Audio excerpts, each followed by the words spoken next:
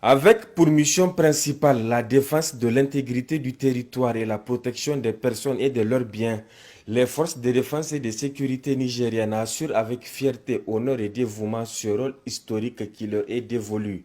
Engagés sur plusieurs fronts à travers le territoire national, nos soldats depuis quelques mois ne font qu'aligner les succès face aux forces du mal téléguidées par l'impérialisme français contraint de plier bagages conformément aux aspirations du peuple nigérien qui ne compte plus badiner sur tout aspect relevant de sa souveraineté. Ainsi, depuis l'arrivée du Conseil national pour la sauvegarde de la patrie aux commandes de l'État, nos vaillants éléments ont mis hors d'état de nuire plusieurs centaines de terroristes opérant surtout dans l'extrême ouest du pays. Toujours selon les informations tirées des différents communiqués issus des ministères de la Défense nationale et de l'Intérieur, les autorités compétentes font aussi état de plusieurs arsenaux de guerre détruits lors des récents affrontements. Il faut le rappeler, si nos FDS ont le moral d'acier pour mener des offensives et répondre énergiquement sans merci aux attaques des groupes armés terroristes, c'est parce qu'elles jouissent de l'estime totale des plus hauts responsables du CNSP, notamment son président, le chef de l'État, le général de brigade Abdurrahman Tiani. Il faut par ailleurs relever également le soutien et la collaboration des populations qui n'ont cessé de s'intensifier ces derniers temps au vu de tous les exploits réalisés par notre armée. Pour le gouverneur de la région de Niamey, le général de brigade Abdou Assouman Harouna, cette cohésion a permis d'instaurer aujourd'hui la confiance entre population et FDS, d'où l'intérêt de l'entretenir davantage. Dans tous les pays du monde de nos jours, l'amélioration des relations entre les populations et les forces de défense et de sécurité occupe une place de choix, tant dans la formation de nos hommes que dans la gestion courante des forces de défense et de sécurité.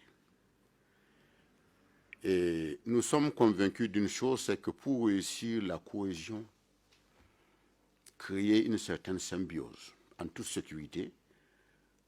il faut réussir deux choses. Il y a la citoyenneté que nous, les gens et les autres doivent comprendre et l'esprit de défense. Les populations civiles et les forces de défense et de sécurité de notre pays font corps aujourd'hui. Et pour réussir une confiance qui ne s'arrache pas, elle se construit la confiance à travers les types de rapports que nous entretenons avec les populations, à travers la sécurité que nous leur apportons, à travers notre capacité d'écoute de leurs préoccupations. Et une fois que cette confiance elle est instaurée entre les populations et les forces de défense et de sécurité, nous posons les jalons de la cohésion qui suppose un vivre ensemble dans un cadre harmonieux. Tout est visible aujourd'hui. Les forces de défense et de sécurité ont la confiance du peuple. Ce que nous devons faire pour mériter davantage cette confiance, c'est notre bon sens, notre entrain, notre bonne aloi et notre sens de responsabilité pour que les préoccupations de ce peuple soient prises en compte dans un Niger désormais réconcilié avec lui-même, dans un Niger dans lequel il fera bon vivre,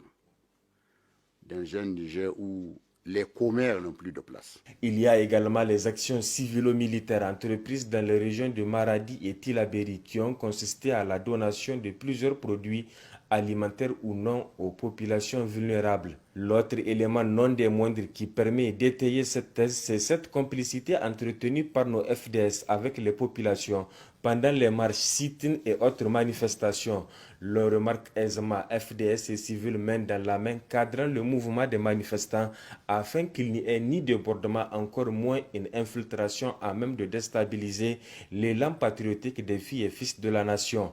Nous avons mis l'accent sur la collaboration avec tous les responsables régionaux, toute la population de la région, tous les leaders d'opinion, les élus locaux, les chefs traditionnels, les religieux, les oulémas, la société civile, nous avons essayé d'avoir un dialogue franc avec toutes ces franges de la population. Nous avons essayé de leur faire comprendre l'importance de cette collaboration avec les forces de défense et de sécurité. Nous avons lancé un cri d'alarme, un appel à toutes ces populations pour qu'elles comprennent que sans leur implication, il serait très difficile aux seules forces de défense et de sécurité d'avoir une maîtrise de la situation sécuritaire. Ce que nous voulons en particulier de ces autres populations, c'est qu'elles soient du côté des forces de défense et de sécurité et qu'elles ne cèdent pas au chantage de ces bandits, qu'elles ne se sentent pas en insécurité à tel point qu'elles collaborent avec ces bandits de peur de représailles,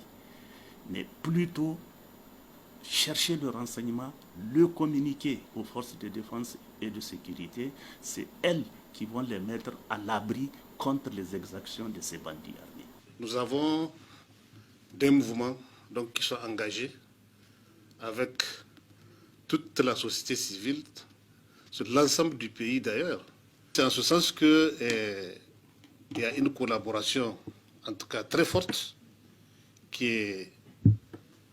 mise en place entre ces sociétés civiles et les membres du CNSP pour pouvoir sauver le pays de la situation dans laquelle il se trouve. Donc toutes ces actions-là, c'est le résultat donc, de la coalition, de cette coopération civile et militaire. Parce que lorsqu'on parle de coopération civile et militaire, c'est un mécanisme qui est mis en place pour que les militaires et les civils puissent travailler ensemble pour aboutir à un objectif donc, commun. Et cet objectif commun qui est visé là, c'est vraiment sauver la patrie. Lorsqu'on voit ce qui se passe au rond-point Escadrille, là on sait qu'il y a un engagement sans faille donc, de la population civile donc, envers les forces de défense et de sécurité et de leurs responsables, donc pour les encourager à maintenir la pression pour que notre pays soit libre. En définitive, la collaboration entre population et éléments des FDS n'a jamais aussi été importante comme c'est ainsi avec la prise du pouvoir par le CNSP qui appelle à l'unité nationale de façon générale et à la cohésion sociale en particulier qui sont indéniablement le socle de toute victoire face au terrorisme et bien sûr face à ceux qui le sponsorisent officieusement. L'on doit à présent s'atteler à pérenniser et renforcer cette collaboration jusqu'à la victoire finale du bien sur le mal.